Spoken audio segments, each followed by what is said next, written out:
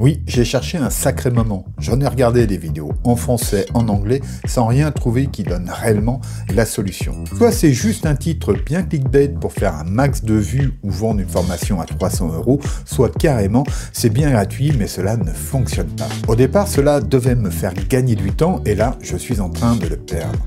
Donc stop, je vais faire ce que j'aurais dû faire depuis le début, le faire moi-même. Mais faire quoi au juste, vous allez me demander? Eh bien tout simplement automatiser une tâche qui me prend 4 ou 5 heures par semaine, à savoir répondre aux emails de cette chaîne YouTube. En effet, chaque jour, je reçois en moyenne 4 propositions de collaboration et chaque jour, je reçois également 4 ou 5 emails où l'on me demande des réponses, de l'aide par rapport aux vidéos de la chaîne et puis parfois des choses qui passent directement à la corbeille. Bref, désormais, là où je passais 4 ou 5 heures à répondre, désormais, il me faut moins de 30 minutes. Et grâce à ça, je peux aller faire un tour de vélo ou faire une vidéo de plus par semaine. Si ça vous intéresse,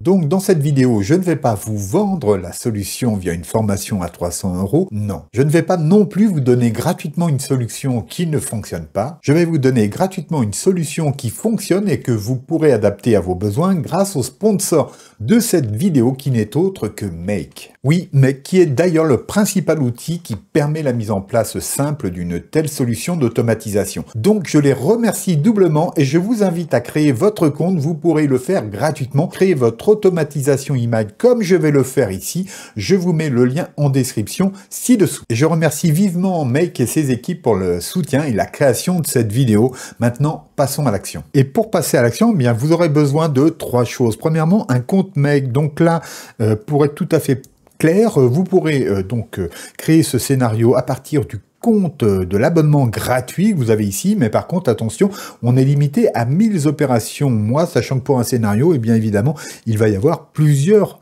opérations à chaque fois qu'il va tourner. Donc voilà, vous serez peut-être obligé à terme, si vous avez un gros traitement ou si vous customisez ce scénario, vous devrez sans doute passer à un abonnement suivant. Alors moi, je vous conseille le Core ou le Pro, bien entendu. Pourquoi? Parce qu'il y a des fonctionnalités, des possibilités vraiment très intéressantes. Et évidemment, plus on monte en gamme, plus on dispose de ça. Ceci dit, ici, l'abonnement Team est quand même réservé aux équipes. Donc voilà, il y a vraiment de quoi faire. C'est plutôt abordable, surtout au regard de tout ce que cela fait gagner comme temps. Moi, personnellement, voilà, j'ai 2 comptes chez Make. Hein. Là, j'ai celui-ci qui me sert à faire les démos. Et puis un autre qui est donc opérationnel sur mon entreprise et mes activités. Mais voilà, moi je m'y retrouve complètement. Et donc une fois que l'on a son compte Make, eh bien il vous faut un compte email. Donc là, il s'agit d'un compte standard de chez Hostinger. Sachez que vous pouvez aussi utiliser Gmail au besoin. Ce sera juste une autorisation de l'API donc sur Gmail. Donc voilà, ça je ne l'évoquerai pas ici dans cette vidéo, mais c'est possible et vous trouverez les tutos en ligne pour cela.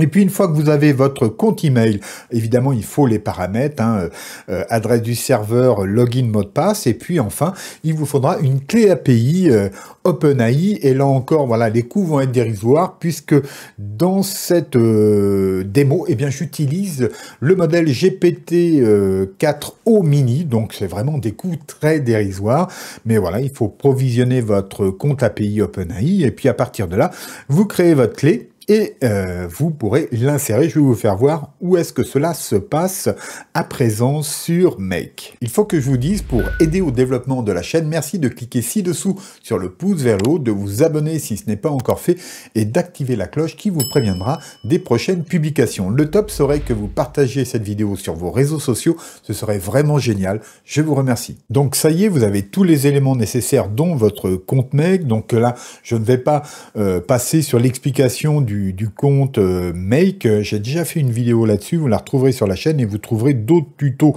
ailleurs sur YouTube. Là, je vous présente le scénario final qui est fonctionnel et dont je vais vous faire voir les détails et comment réaliser le vôtre. Donc, en fait, on a 4 modules tout simplement, 2 modules email, un au début et 1 à la fin, ainsi que 2 modules OpenAI ChatGPT.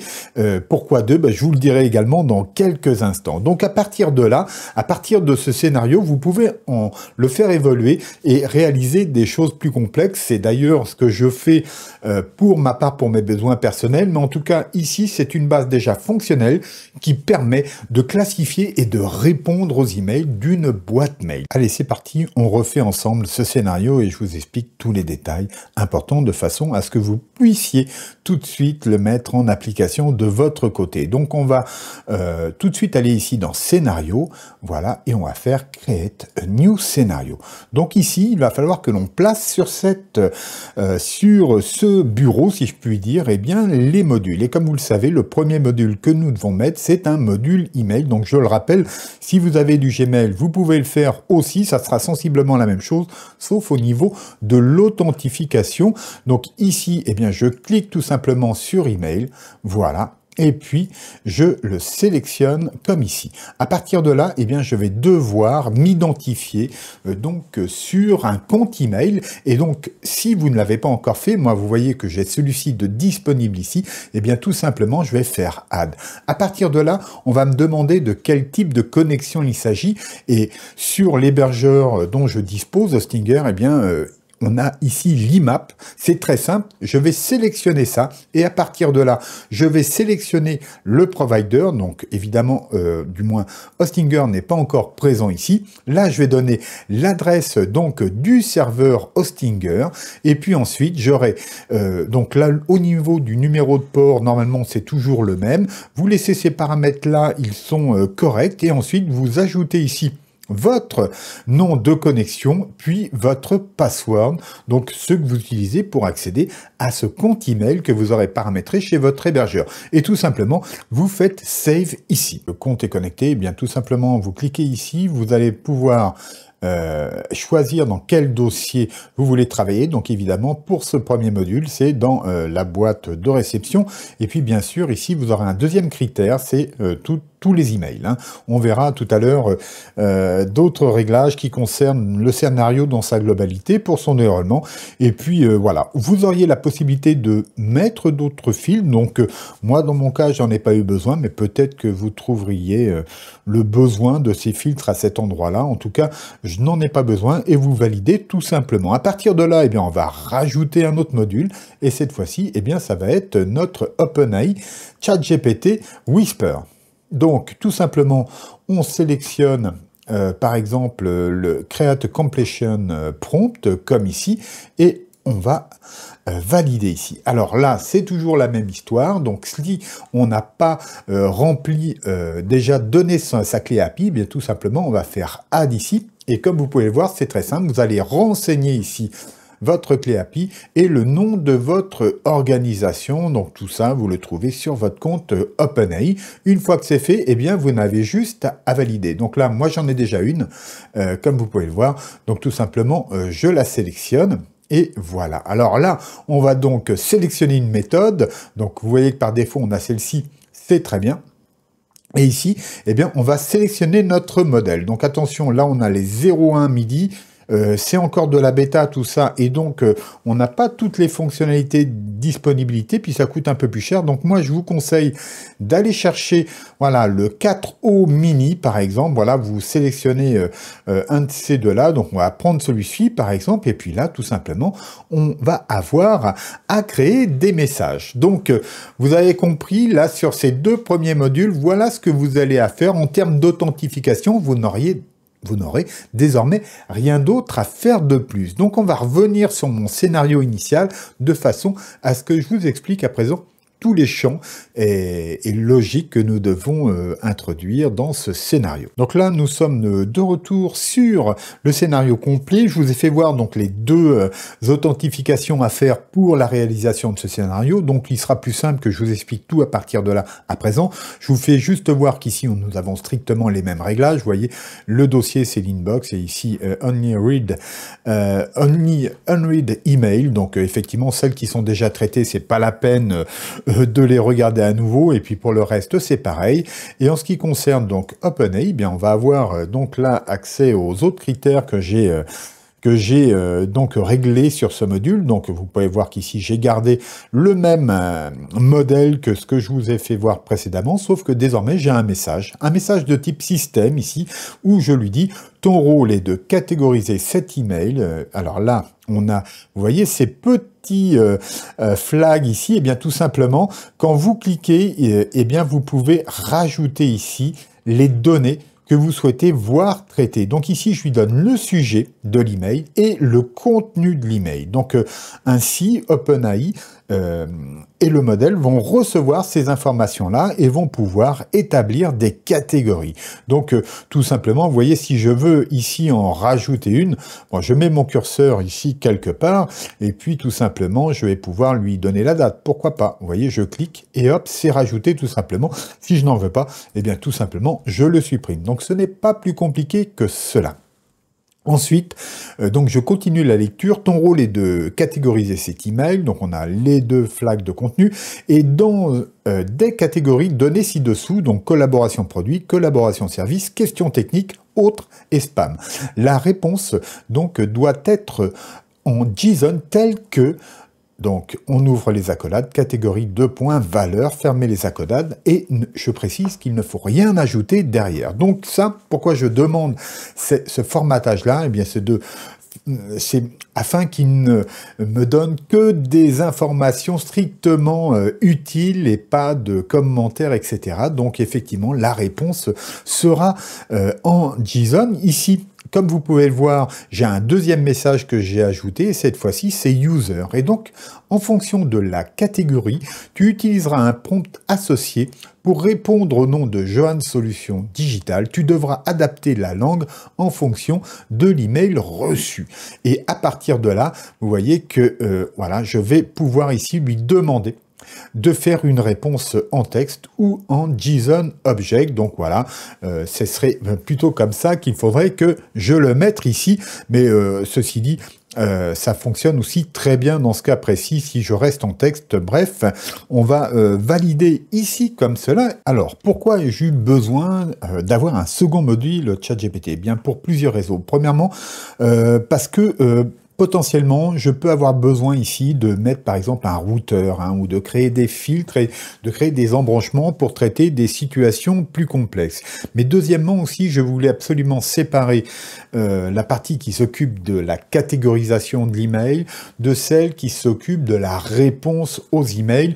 Et cela, voilà, pour me permettre de faire évoluer ce scénario plus simplement et de séparer un petit peu, ne pas lui en demander trop d'un seul coup, surtout au prix de l'accès à l'API. Ça serait bête de se priver d'augmenter la fiabilité de ce scénario simplement en voulant en mettre trop sur un seul module. Donc on va regarder ce module-là. Vous allez voir que pour toute la première partie, il est parfaitement identique. C'est toujours la même connexion, hein, c'est toujours la même clé API.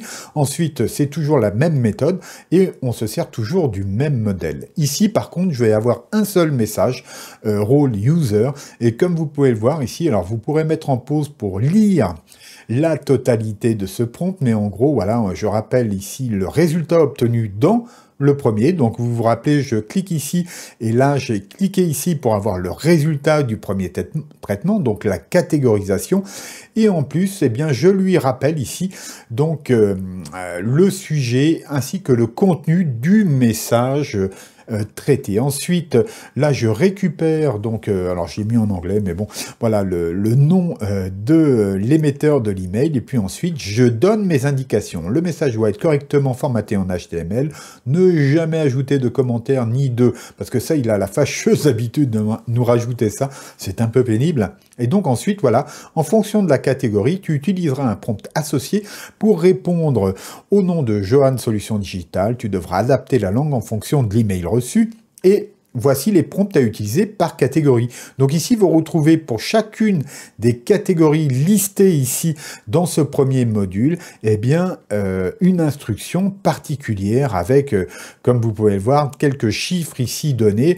Voilà. Et donc là, vous mettrez en pause pour avoir la totalité, mais mon prompt se limite strictement à ça. À partir de là, ici, eh bien, on n'a pas d'autres informations données. Voilà, c'est aussi simple que ça. Et vous voyez que là, on est est déjà au 3e module, il ne nous en reste plus qu'un à découvrir. Donc pour ce dernier module, eh bien c'est très simple, vous allez voir. Donc c'est toujours la même connexion que ce module-là, rien n'a changé. Par contre, vous voyez, en folder, on va travailler directement dans Brouillon. Hein. Donc voilà, on clique ici, vous savez, et vous avez la liste ici des dossiers. Tout simplement, vous sélectionnez le bon, et là c'est Brouillon. Ensuite, eh bien on va récupérer donc l'expéditeur de l'email reçu, tout simplement en cliquant ici, vous voyez. Et donc en allant chercher ici donc le bon champ qui est par ici, voilà, hein, le sender email adresse, voilà, vous cliquez ici, vous obtenez donc l'ensemble ici. Ensuite, le sujet c'est la même chose, hein, le sujet on va l'avoir ici, hein, tout simplement, on clique et ça vient s'ajouter. Et en content type, donc le contenu de l'email, eh bien on va choisir HTML. Vous avez le choix entre texte plein et HTML. Et en content, eh bien vous avez juste à cliquer ici sur... Alors, n'oubliez pas qu'on a deux champs, deux modules OpenAI, donc il faut choisir le bon, hein, qui est le résultat où on obtient ici, comme vous pouvez le voir, une réponse à l'email. Donc on clique ici et on obtient ça. Et c'est tout, c'est aussi simple que ça, on valide par OK, on n'oublie pas de sauver ici notre scénario, et on va voir très très vite la magie opérer. Donc une dernière chose à faire, c'est donc automatiser maintenant ce scénario, faire qu'il fonctionne tout seul. Donc tout simplement, ça va se passer ici, vous voyez qu'ici, on a cette petite coche avec ici cette indication toutes les heures. Évidemment, là pour les besoins de cette vidéo, moi personnellement, je l'ai réglé sur toutes les demi-heures, sur le scénario qui est en production, en fonction de ce que je reçois. Ça suffit à traiter tous les emails de la journée, et en plus, ça évite que je fasse comme ça des centaines d'opérations dans la journée. Bien évidemment, tout ça, c'est fonction de votre volume. C'est pour ça qu'il faut adapter son abonnement donc au nombre d'opérations qu'on aura à faire dans le mois. En tout cas, ici, pour les besoins de la vidéo, je vais mettre un délai très court. Vous voyez, pardon, je recommence, ici d'une minute. Donc, on va rabaisser ici. Voilà, donc toutes les minutes, il va tourner et traiter ce qu'il trouvera en nouveaux emails. Alors, il se trouve que là, à présent, je me suis envoyé un certain nombre d'emails, donc je vous les fais voir tout de suite. Là, on passe sur la boîte mail. Vous pouvez voir ici qu'on a ces 4 emails que je me suis envoyé moi-même avec une autre adresse email. Donc, ça c'est pour la démo, et donc je retourne ici sur mon scénario. Voilà, à partir de là, il me demande si je veux activer le scénario. Eh bien, je vais dire oui, et on va aller voir ce qui se passe. Donc, à présent, ici, sur mon compte email, puisque l'IA va traiter automatiquement d'ici 1 minute un premier message, etc., etc. Donc là, le scénario est lancé, et donc d'ici quelques secondes, il va s'exécuter. On peut voir ça. Alors, je vais changer ici. Je vais sauver, mon scénario, et vous pouvez remarquer que parmi ceux qui tournent ici pour le moment, eh bien, nous en avons 3, dont l'automatisation, automatiser simplement la catégorisation et la réponse aux emails. Donc, tout ça, eh bien, comme vous le savez, ça va tomber dans le dossier Brouillon. Donc je vais me mettre ici dans Brouillon, et dans Brouillon, comme vous pouvez le voir, nous avons ici une première réponse et collaboration pro. On va la regarder. Bonjour Pascal, merci beaucoup pour ton message et tes gentils mots. Voilà, je suis ravi d'apprendre que tu es fan de mes partages, etc. Donc là, on a une première réponse. Je vois que c'est bon, c'est parfaitement convenable. Ensuite, j'ai une question vidéo, donc vous savez que normalement, je ne réponds pas aux questions par email, et regardez ce que l'IA répond. Bonjour Cricricrad, merci pour ton message, car c'est l'endroit, voilà, et c'est parfait. Donc là, d'ici quelques instants, on va avoir une autre réponse automatique, hein. C'est là, si je clique ici, je sais pas si normalement on voit les exécutions. Oui, voilà, on voit toutes les dernières exécutions. Donc là, on en a 2 dernières. Voilà, regardez. Là, il vient de s'exécuter. On regarde. Donc là, c'est une collaboration rémunérée pour un matériel, et donc voilà, ben, c'est très bien, c'est parfaitement fonctionnel, et entre celui qui est en production aujourd'hui sur mon compte et celui-ci, il y a vraiment très peu de différence. J'ai juste affiné un petit peu mes prompts pour que ça soit plus efficace et que je réponde mieux dans certaines situations. Donc évidemment, on peut imaginer des tas de choses fort intéressantes, et là vous voyez qu'il vient de s'exécuter ici en direct à nouveau, hein, vous avez vu, tout a bougé ici, donc on peut aller voir ici, normalement on va avoir une nouvelle réponse, voilà, nos news sont les meilleurs, donc là c'était plutôt un spam, et donc comme vous pouvez le voir, il n'y a pas de réponse, c'est normal, donc voilà, j'ai un scénario qui permet d'automatiser mes réponses aux emails, j'ai juste à vérifier qu'ils ne disent pas de bêtises. En fait, ce que je vais faire désormais, c'est que là, c'est un brouillon, je fais modifier. Vous voyez, je récupère tout le contenu, et si tout me va, j'ai juste à faire envoyer. Voilà, et c'est terminé. Donc, entre le moment où on lit l'email, qu'on commence à réfléchir comment répondre à la personne et ensuite envoyer, eh bien, effectivement, il y a une grosse différence. Et comme je vous le disais, je suis passé de 4 à 5 heures de traitement hebdomadaire à une demi-heure, quoi. Hein. C'est vraiment formidable. Sincèrement, à partir de ce petit scénario, vous pouvez faire des choses très très créatives. Moi, je suis parti de là. Aujourd'hui, j'en ai une bonne dizaine qui tournent en automatique sur des mails, mais aussi sur d'autres supports. Et franchement, non seulement ça me fait gagner du temps, mais je dois bien dire que cela me fait aussi gagner de l'argent. En plus de ça, voilà, on peut vraiment travailler à la qualité des réponses. Tout passe par les prompts, bref, c'est vraiment très très sympa, et cet outil Make, surtout lorsque l'on a un compte payant, offre, je crois, 3000 connexions possibles à des applications externes via les API, etc. Bref, franchement, l'imagination est au pouvoir, et en plus de ça, moi, ce que j'ai pu... Vous avez une aide ici dans Make, je vous le fais voir, hein, quand on est en train de travailler sur un scénario, vous avez ici qui est en bêta, mais qui est déjà très efficace. C'est une aide basée sur l'IA, bien sûr, mais franchement, si vous avez une question, vous la posez ici, et la réponse, généralement, tombe pile poil. Donc, même si vous vous sentez pas très à l'aise avec le no-code, avec cet outil, eh bien, sachez que vous avez toutes les aides nécessaires, sans parler de YouTube, etc. Bref, je vous retrouve dans les commentaires pour savoir ce que vous pensez de ce type de vidéo. Je suis très curieux de savoir si vous en voulez d'autres, parce que dans ce cas, on en a en stock. Bon, et alors, cette automatisation, est-ce qu'elle vous plaît? Dites-le moi ci-dessous en commentaire. Vous avez peut-être, vous, déjà fait ça auparavant, et est-ce que vous avez fait des choses qui pourraient nous intéresser ou qui pourraient faire l'objet d'une prochaine vidéo? Eh bien, vous me mettez tout ça en commentaire et je vous y retrouve tout de suite. Alors, je remercie également à nouveau Make pour la possibilité d'avoir réalisé cette vidéo. Sinon, voici de part et d'autre des vidéos qui vous permettront d'aller plus loin dans la création de contenu, mais aussi sur le sujet de l'IA. Je vous y retrouve. Abonnez-vous, likez, partagez cette vidéo. Je vous dis à bientôt. Gardez-vous bien. Au revoir.